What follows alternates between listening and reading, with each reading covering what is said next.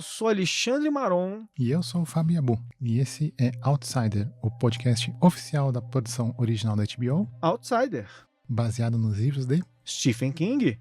Bom, você chegou aqui no episódio 7 com a gente, você já sabe qual é a jogada, né? A gente vai ter spoiler sobre o episódio. A gente vai ter spoiler sobre o passado, mas não temos spoiler sobre o futuro. Se você não leu o livro, você está esperando acabar para ler o livro, seja lá o que for, não se preocupe, a gente não vai estragar a sua diversão. Você vai descobrir o mistério aos poucos junto com a gente. Bom, o título, para começar, vamos falar do título hoje. Vamos começar já logo. Foxhead. Bom, aí eu adoro, né? Às vezes eu vejo o nome do episódio antes, né? Já fico pensando, não, mas de onde vem o nome do episódio? Já vai na Wikipedia. Aí eu fiquei catando e tal, não sei o que lá. Aí o episódio começa e o cara põe uma máscara de raposa e beleza. Enfim, a máscara de raposa tem um significado lá pra cidade e tal, não sei o quê. Mas essencialmente é a máscara que o bicho tá usando na hora que o monstro tá usando na hora que ele ataca as pessoas e tal. Aí eu fiquei lá tentando achar 1000 sentidos e tal. Deve ter mais algum sentido que eu vou descobrir, porque eu sou expert em descobrir sentidos quando eu vejo de novo, né? Então... Na verdade é a segunda máscara que ele tá usando, né? É uma máscara em cima da máscara. Isso aí, garoto. É uma máscara em cima da máscara. Por quê? A gente vai ver depois. Porque a máscara dele não tá pronta. Pois. Então, para um minutinho. Tem um recado para vocês e depois voltamos.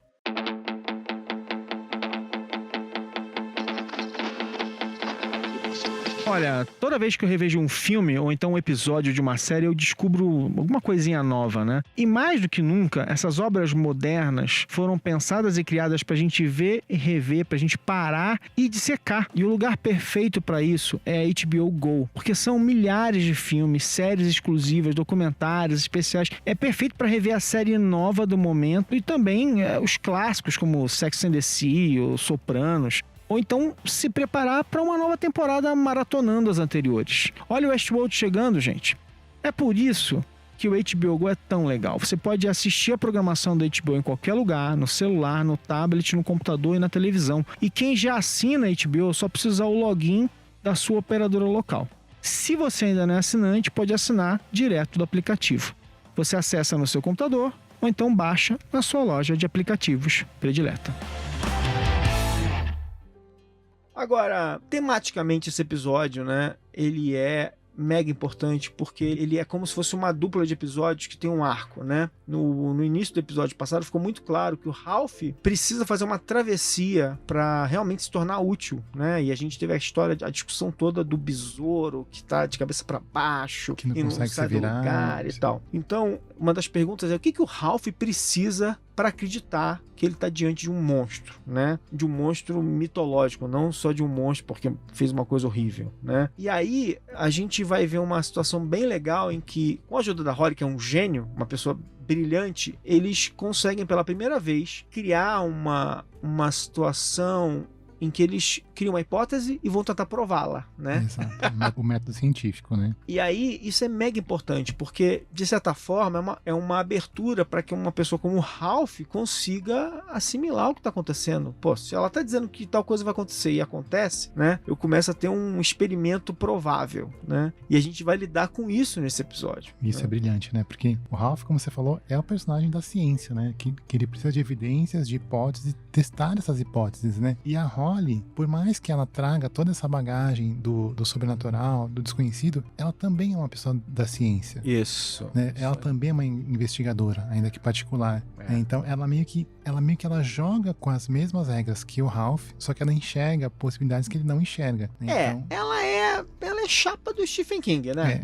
Ela é chapa do Stephen King, o Stephen King tá dando uma ajudinha pra ela, vamos lá. Porque, né, você chega lá e já manda logo uma teoria de bicho-papão e tal. Eu já falei, eu sou cético, eu ia ficar... Obviamente, os personagens são diferentes, mas assim, eu teria um conflito parecido com o do Ralph, nessa situação ali, de ficar assim, não, peraí. Ou então a Glory, né, quando ela fala lá no outro episódio, que ela fala, não, peraí, você tá falando que vocês vão limpar o nome do meu marido dizendo que o bicho-papão fez isso? Muito obrigado, hein, valeu, tchau. Mas olha que interessante, né? O Ralph, ele realmente precisa fazer essa travessia, ele precisa se virar, né? Ele é o besouro que não consegue se desvirar. Mas o que ele precisa para fazer isso? Ele precisa, né, let go, né? Abandonar as crenças antigas que ele tinha. E quem que falou isso para ele? O filho. Foi o filho dele. Então, talvez aquela tenha aparição, sido realmente o filho exato, dele. não Isso. tenha sido o Cuco. Isso. Aliás, eu apostaria que não. Eu acho que foi o próprio Derek que apareceu para ele. Eu não aposto em nada. Um jogo de azar não é comigo. Eu só me ferro. É um cético. Não, porque eu sou azarado mesmo. Não jogo. Não. Gente, olha, vocês têm que perceber a sutileza desse momento. Você é um cético? Não, eu sou azarado. Olha que legal. Cético dizendo que é azarado seria genial. Foi uma piada, pessoal. Então, a gente começa com o Jack, paradeiro do Jack, né? Estamos vendo que o Jack deu um jeito de buscar um arsenal. Jack fazendo jackice, né?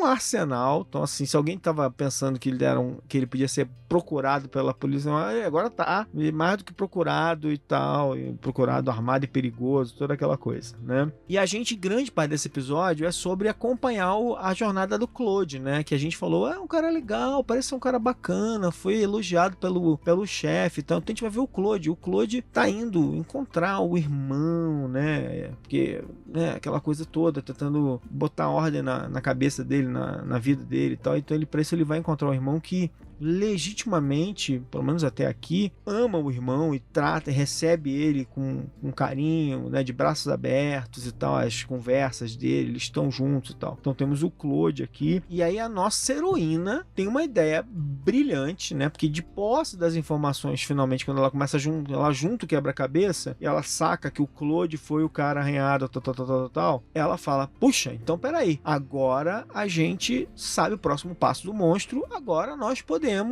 prever o que vai acontecer e agora nós podemos pegar ele, né? Por quê? Porque o nosso monstrão desgraçado, ele já tá meio abalado pelo fato de que o caso do Terry levantou suspeitas. Então ele já não tá no auge dele. As coisas estão meio fora do esquadro. Agora é a chance deles de dar um golpe de misericórdia, dar o golpe final ali, pegar ele e deixar ele completamente desalojado. E aí como é que ela pretende fazer isso? Pois é, tem até uma coisa um pouco cruel nessa estratégia, né? Porque eles vão proteger o Claude sabendo que em algum lugar, em algum momento, vai aparecer o corpo de uma criança. Né? Isso aí. Vai aparecer alguma vítima, se a teoria estiver correta, né? Isso. E isso é uma das coisas mais curiosas. Eu acho que, de certa forma, eu achei talvez um dos pontos mal explorados desse episódio, né? De certa forma é o seguinte, eu entendo que eles realmente não têm como saber quem ele vai atacar, embora eu fiquei ali tenso, né? Porque quando o Claude chega na casa do irmão, eles fazem questão de mostrar que tem umas crianças na porta da casa do irmão. Sim. Né? Então aquilo ali já me deu um calafrio. Então eu falei assim, gente, não é possível. Dá pra saber mais ou menos, dá pra pelo menos cercar alguma coisa, né? Não deixar tudo ao sabor da sorte completamente, né? Porque eu acho que o que eles entenderam foi o seguinte, a gente não sabe quem o monstro vai atacar, mas a gente pode pelo menos isolar o Claude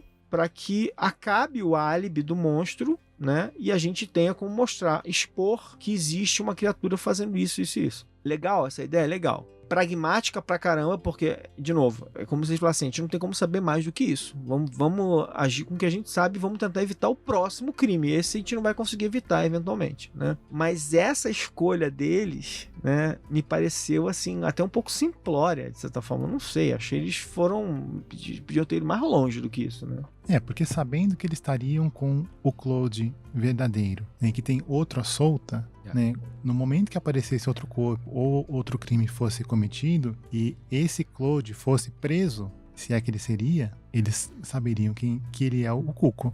Eu acho uma outra coisa bizarra, né? E aí a gente esbarra até na autenticidade e no realismo dessa série, né? Porque se isso fosse uma série mais corriqueira, ou então uma história mais de aventurinha pura e simples, os personagens iam fazer o seguinte, ó, eles iam isolar o Claude em algum lugar e eles iam botar o Claude como procurado, porque aí a coisa ia ser assim, né? Tipo assim, quem visse o Claude pegava e tal, né? Mas eles não fazem isso, porque no mundo real você não tem como justificar, a não ser que você seja muito, muito poderoso, você não tem como justificar isso, né? E outra coisa, se eles estiverem errados, eles estariam cometendo uns 17 crimes federais numa situação dessa. Mas numa série qualquer assim, não duvido que fizessem algo parecido com isso. Mas o fato é, eles tomam essa decisão de tentar isolar o Claude e lá se lançam para a cidade para onde o Claude foi, para tentar efetivar esse plano, né? E é muito legal porque aí sai o Andy e o Yunus num carro e a Holly e o Ralph no outro, e vamos ter uma cena de estrada que me lembra os melhores momentos de Game of Thrones. E de Quase Famosos, né? De Quase Famosos.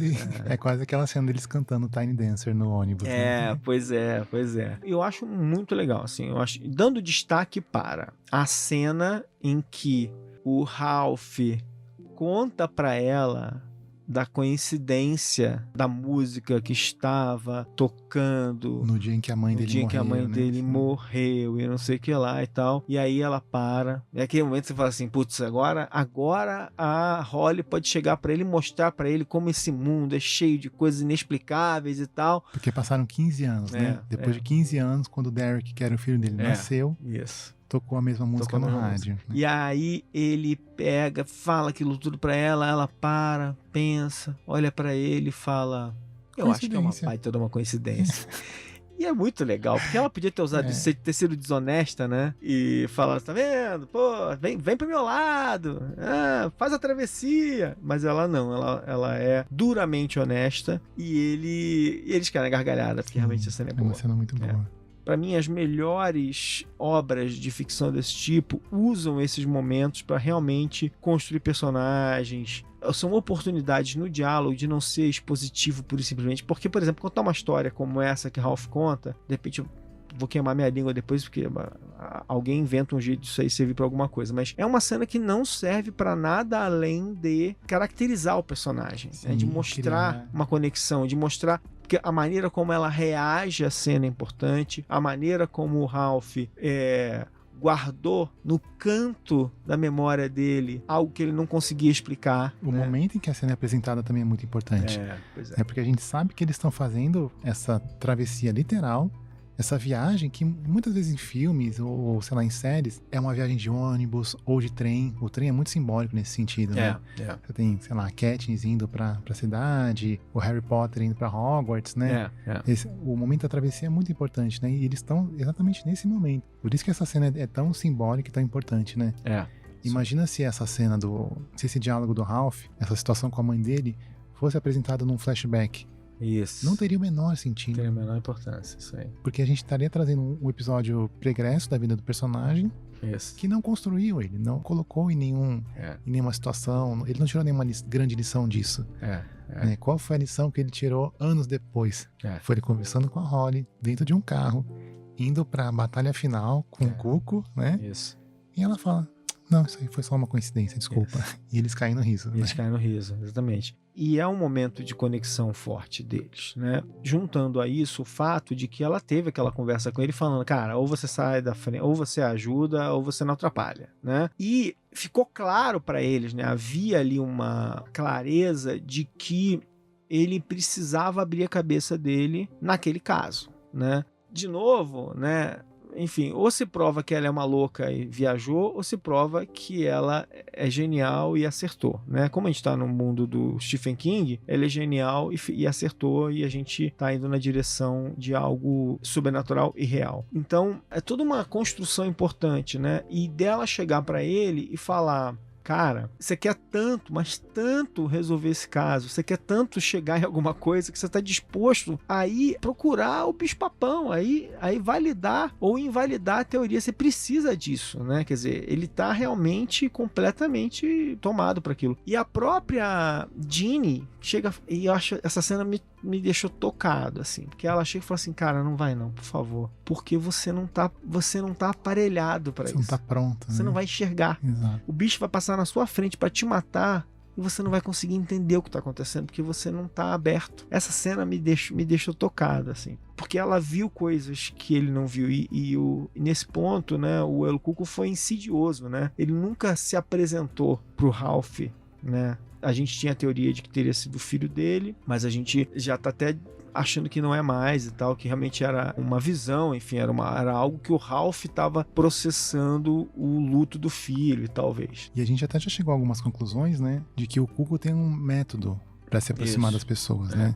Pra se aproveitar da fragilidade delas. E o Ralph, apesar de ele estar em luto ainda pelo Derek, que é o filho, e nesse processo, talvez quase espiral negativa, que foi a morte do Terry, as convicções dele são tão fortes que talvez ele seja meio imune ao Cuco, sabe? Talvez. Porque por que o Cuco atacou a Ginny, apareceu pra Ginny e ficou mandando recados pro Ralph em vez de aparecer pra ele? Porque ela acreditaria, talvez. Exato. Então ele tem meio que talvez um escudo, uma barreira de descrença muito forte que o Cuco não consegue atravessar. É verdade. Bom, pessoal, segure esse suspense aí que o Marão tem um recado pra vocês.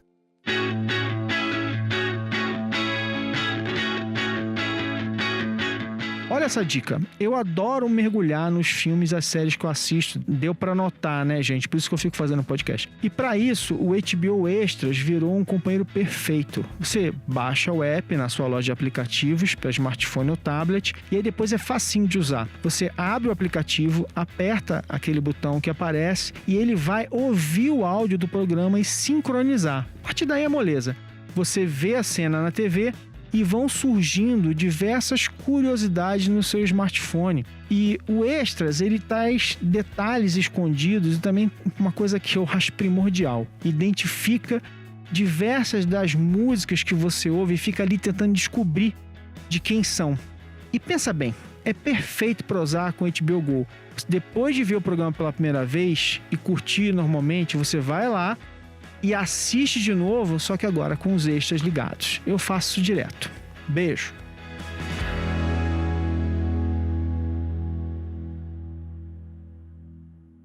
E voltamos. Tem uma coisa que eu achei bem curiosa numa decisão desses personagens, porque o Andy vai com o Yunus, o Ralph vai com a Holly, o Howard e o Alec ficaram para trás. Eu acho essa decisão bem curiosa, porque eles ficam para trás, mas acabam indo de alguma maneira depois. Eu confesso para você que quando essas coisas acontecem, eu fico me perguntando por que o autor toma essa decisão, né? Por que o personagem não vai, mas depois ele resolve ir? Ainda não cheguei a essa conclusão, né? Eu acho Qual é a razão narrativa? Que pode ser, na verdade, simplesmente ele mudou de ideia depois, enfim, ele quis deixar isso uma coisa mais orgânica e tal. Porque o Alec dá uma justificativa para não querer ir, né? O Alec fala assim: toda vez que eu deparava com algo muito perigoso, com a morte, quando eu tava acho que era no Iraque ou no Afeganistão, agora eu não lembro, eu sentia um gosto de cobre, né? Na boca, né? Cobre na boca, né? Era o sabor do medo dele, né? E pela primeira vez, desde que eu voltei e de que eu tô aqui vendo minha vida normal, certinha, tal, não sei o quê, quando a gente falou em ir encontrar o Claude e cercar o El Cuco, pela primeira vez eu senti gosto de cobre na boca, eu resolvi que eu não ia me meter nessa história e tal, não sei o quê. Então, essa cena, ela, não tô dizendo que ela não é importante, aliás, é uma ótima cena, é um indicador de um ser humano ali, né, segurando a onda ali, realmente assustado, os efeitos nas pessoas, mas ao mesmo tempo, assim, tipo, e aí eles vão pra lá e tudo segue seu caminho, né, no final das contas, eles dormem uma noite lá, tal, e de manhã tá o Alec e o Howard lá, e eles se juntam ao grupo, e o grupo já tá, né, a Irmandade do El Cuco. Irmandade, sim.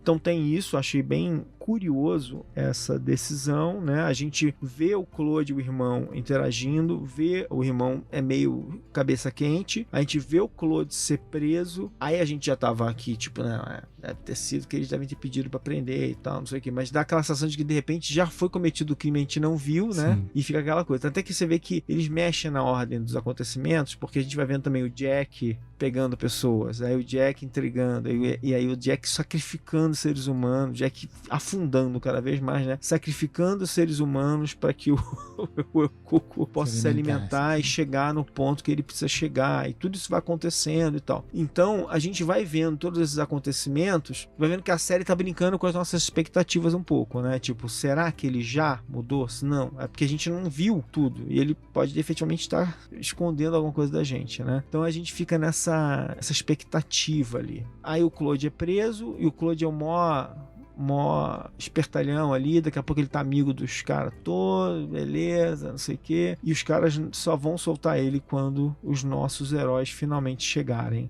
na cidade. O plano é bom? O que você acha? Faz sentido esse plano da Holly? Eu acho que é um bom plano.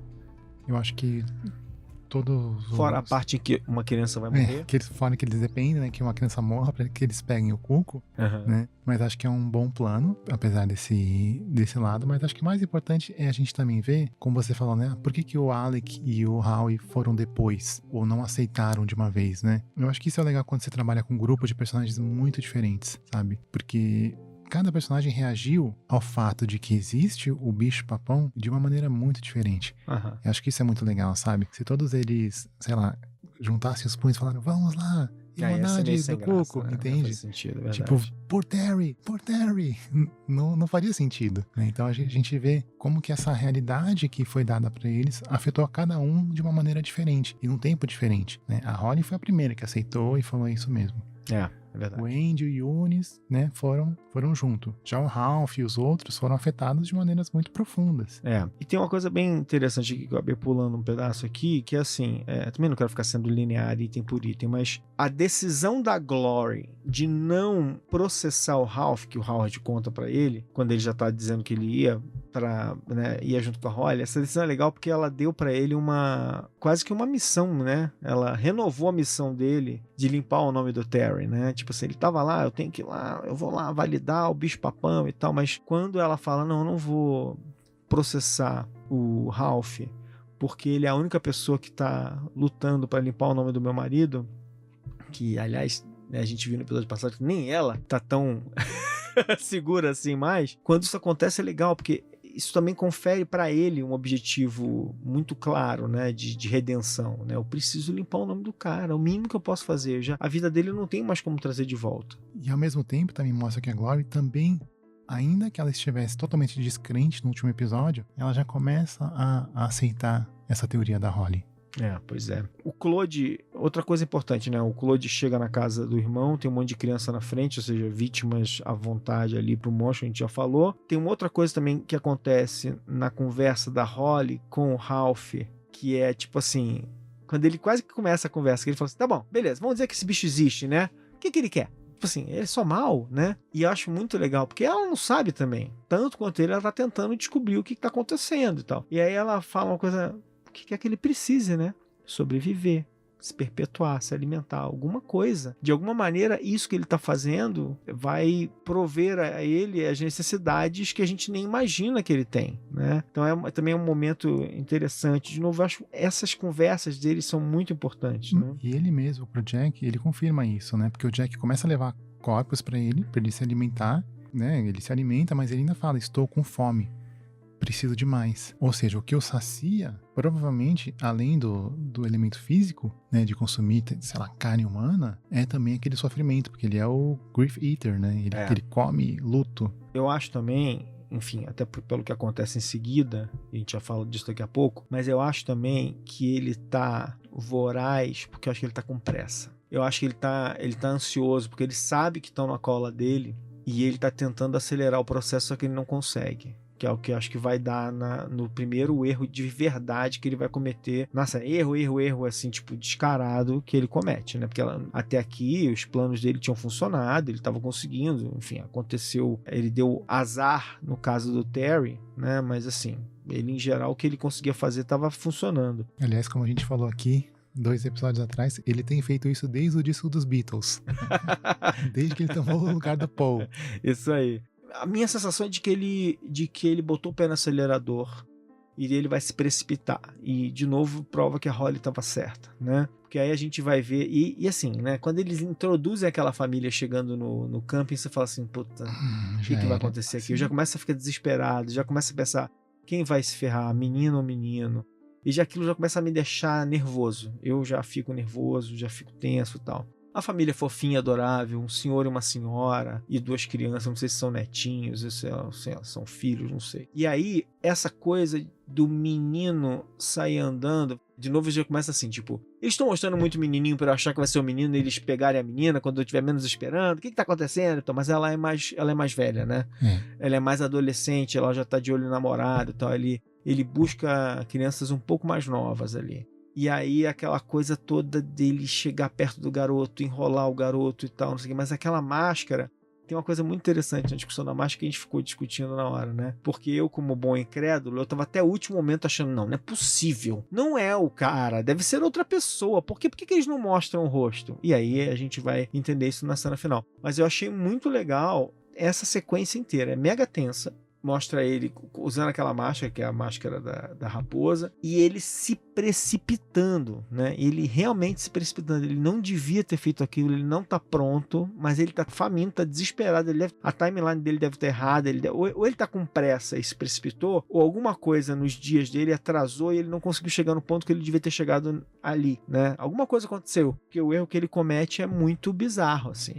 Ele se entrega. A menina vê e acabou ali uma situação bem braba, né? Fora que ele sabe o que tá acontecendo, né? Ele tem algum tipo de percepção da realidade, né? Que ele sabe que a Holly tá ali, o Jack tá ali por perto também, né? Então ele tem um certo controle, ou uma certa percepção do que tá acontecendo ao redor dele, né? Então é isso, ele tá com fome, tá com pressa e sabe que a galera tá chegando. Então ele precisa, sei lá, comer e vazar rápido, né?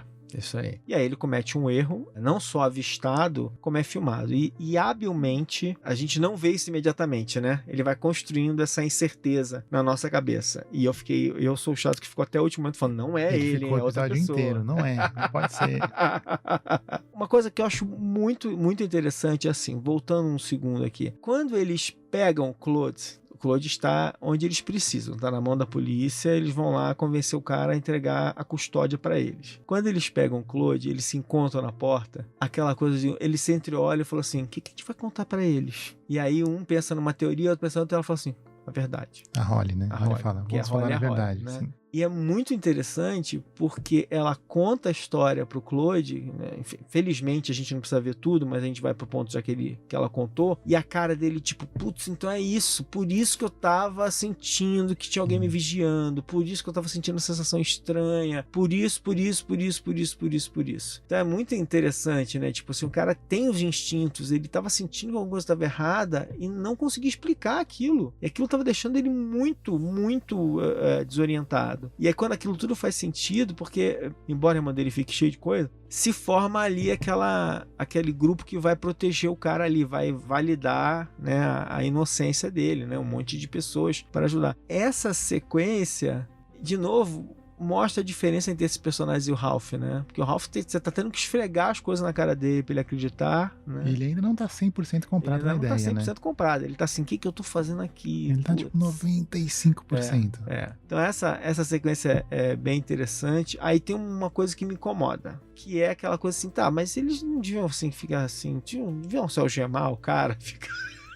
Não, vem cá, fica colado em mim que você não pode sair daqui. Eu achei que eles não ficaram tão assim, grudados de verdade nele. Dava pra ele ter entrado no banheiro ali, fugido pela janela, matado alguém e voltado.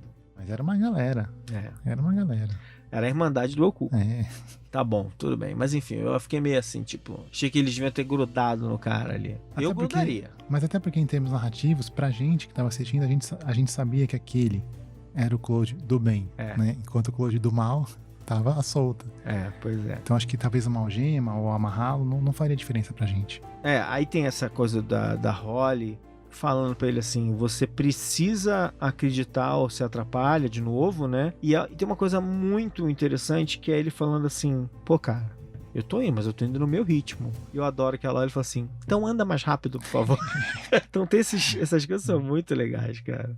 Bom, então vamos discutir um pouco realmente a sequência do menino, né? O menino tá andando com o avô e com a avó e com a menina, enfim, com a irmã, eles se separam, a irmã meio que não tá nem aí pra ele, parece. É uma das máximas dos irmãos, né? Os irmãos, eles brigam tanto que as pessoas esquecem que eles se amam e que um vai fazer o que for pelo outro, né? E é uma sequência bem tensa, porque o outsider lá, o forasteiro, se aproxima do garoto, malandro, fala com ele, fala da tal das cavernas e tal, não sei o que. A menina dá uma dor no coração, porque quando a menina percebe o que está acontecendo, ela vê o irmão, ela vê aquele cara com aquela máscara, o irmão tá de máscara também, mas afinal de contas é irmão dela, ela vai conseguir reconhecer de qualquer maneira. Essa sequência ela é muito tensa e a maneira como a menina reage é muito legal, tipo assim, ela vai e assim, ninguém vai levar meu irmão daqui. Começa a gritar. Né? E aí é bem forte, por quê? Porque o avô vai se meter ali e parece porque ele arranhou o avô, não é isso? Pois é, a máscara cai e a gente vê que o rosto dele é o Claude, mas não é. Ele tá um pouco... Aqui a testa tá um pouco deformada ainda. Mas você consegue perceber na cena, na hora? Eu só percebi depois do vídeo. Eu consegui. Eu não percebi na hora, só vi. E você percebe também a tatuagem. Ah, não, a tatuagem eu vi, a tatuagem eu vi. Inclusive, numa cena, quando ele põe a mão assim, você percebe eu falei assim, nossa, que interessante, até a tatuagem. Ele reproduz até a tatuagem. E nessa cena também, a gente vê também sutilmente, assim como a gente viu o Claude sendo arranhado, que o avô também é arranhado. Ou seja, a Holly não sabe ainda. Mas a gente, como audiência, já sabe quem é o próximo a próxima forma. Ou não, né? A não ser que ele seja detido a tempo. Não sei. Então, acontece isso tudo, eles escapam, né? Ele não consegue matar a criança, mas existem evidências agora contra o Claude. Beleza. E é bem interessante por quê? Porque a máscara tá lá, eles pegaram a máscara é evidência, talvez tenha material genético lá, seja lá o que for. Certamente, saliva, fios de cabelo. Então a máscara tá ali para ser usada para coletar material genético, que é importante porque vai provar que ele já tá conseguindo reproduzir o DNA do cara, de alguma maneira. Então isso tudo é mostrado ali, os policiais entrevistando a família, tentando descobrir o que aconteceu e tal, que vai cortar para eles acordando de manhã, a família, como é que é? A irmandade do El Cuco lá toda conversando, chegou o Alec, chegou o Howard, eles batendo papo, não sei o que, e aí chega a polícia pra pegar o Claude. Pra prender o Claude. Só que dessa vez tudo será diferente, porque dessa vez eles se anteciparam, eles estão na frente do monstro e eles estão prontos pra dizer: Claude estava sob nossas vistas o tempo todo, não foi ele. E mais do que isso, aí a Holly vira e fala: It's here. Ele está aqui. Não, e é uma coisa que você fala assim, cara, como é que eles vão explicar pra esses caras o que eles estão fazendo ali de verdade? Como explicar isso pra eles? Chama a Holly. Como explicar isso? Como é que eles vão dizer para esses caras? Eles vão ser classificados de um bando de malucos, uma seita, qualquer coisa, né? Então acho que isso é parte da minha curiosidade pro próximo episódio, né? O que vai acontecer? Como é que eles vão traduzir para um grupo de pessoas que não imagina que isso está acontecendo? Porque as pessoas têm que rapidamente, no intervalo de algumas horas, passar por toda a progressão que esses personagens levaram semanas pra chegar no ponto. Entendeu? Então, tem uma coisa meio louca. Eu gosto muito da cena, porque eu confesso, você falou que você viu, eu não sei se eu tenho uma reação, eu não vi na hora que acontece, eu não vi o rosto do monstro, eu não vi o rosto amassado, eu não vi nada. Eu só vi quando aparece no vídeo do celular, tablet, sei lá. E ali sim, aquela coisa é bem enervante, né? Porque você vê que o rosto não tá pronto, né? Não sei se porque ele não se alimentou o suficiente, não sei se porque ele se atrasou, ou não sei se porque ele tá tentando agir antes e tá tudo errado e ele falha e tal. Então, fiquei com essas coisas todas ali na cabeça e tal. E tinha a voz também, né? A voz do Claude. É verdade. Quando ele chega e fala com o menino, ou mesmo quando ele fala com o Jack, já é a voz do Claude. É verdade, com sotaque. Não só a voz, mas também o sotaque. Ou seja, enfim, é mágica, né? Mas enfim, tudo bem. É mágica em ação. Chegamos num ponto aqui, né, em que o Ralph não tem mais como escapar. Os fatos alcançaram o Ralph. Eram 5% que faltavam. Os fatos alcançaram o Ralph. O Ralph, até que ele é o cara que precisava ser convencido por aquilo, né? Então ele vê o vídeo, ele fica... Como assim? O cara tava comigo aqui. Depois dessa. E o que é legal é que pelo rosto estar distorcido, ajuda a confirmar outras coisas, né? Então tá tudo ali muito nítido para eles, né? Eles estão diante de um monstro que toma a forma de outras pessoas e pronto. Então acho que é muito importante isso, né? Temos 2 episódios pela frente. Eles cercaram o monstro, né? Quer dizer, de alguma maneira ele não conseguiu fazer o que ele precisa fazer, ele precisa matar uma criança para ficar forte, seja lá o que for. Ele tá realmente numa situação desesperadora, né? O Ralph completou seu ciclo, a Irmandade do El Cuco está reunida, sabe lá como é que eles vão explicar para a polícia local o que eles estão fazendo ali, ou por que o Claude não poderia ter matado as pessoas e tal, não sei o quê. Alguma coisa está muito errada. Ou então, mas na verdade eu digo que alguma coisa está muito certa, porque o próximo episódio vai ser também desesperadoramente bom. Eu tô aqui mega ansioso. Porque do outro lado a gente tem um El Cuco totalmente desesperado, numa situação que ele nunca passou antes, né? E um Jack pistolaço. Pistolaço. Na verdade não. Ele tá pistolaço, revolvaço, riflezaço, Todos os aços fuzilaço, possíveis. tudo aço, porque ele tem um arsenal de armas que ele carregou do apartamento dele. Então temos um louco armado até os dentes, um monstro assassino que, aliás, come gente, né? Diga-se de passagem, come gente, bicho que aparece na frente dele. E essas pessoas não estão perfeitamente aparelhadas para enfrentar o que elas têm pela frente. Mas eles têm a Holly. Mas eles têm a Holly. We have a Holly. Então, gente, olha, estamos chegando na reta final. São mais 2 episódios. Semana que vem temos o episódio 9 e na outra semana o episódio 10. Sabe lá como esse negócio vai terminar, quem vai escapar, quem não vai, quem vai morrer, quem não vai. Eu não sei, tô aqui tenso. Se teremos segunda temporada, talvez. Nossa, não sei o que vai acontecer. Se teremos continuações, o que vem pela frente. Mas eu tô adorando, tô curtindo pra caramba, assim, essa fusão de Dennis Lehane com Stephen King, com um ritmo de um monte de coisa. Tá muito legal. Espero que vocês estejam gostando bastante também. Espero que vocês estejam preparados pro que vem, porque essa reta final vai ser desesperadora. Vai ser tenso. Vai ser muito tenso. Então é isso, a gente se encontra, vamos lembrar sempre, a gente se encontra por aí no Twitter, meu Twitter é @AlexandreMaron. O meu é @FabioYabu. Então podem mandar mensagem, fazer pergunta, se a gente errou alguma coisa, avisa, ou se você discorda completamente de alguma teoria nossa, manda ver, tá bom? Por favor. Então é isso, um beijo e até semana que vem. Valeu, gente.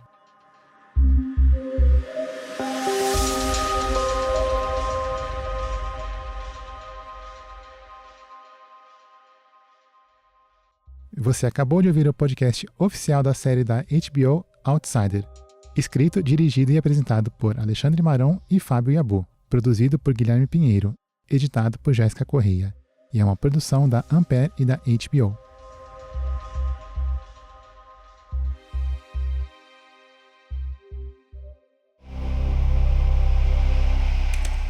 Ampere.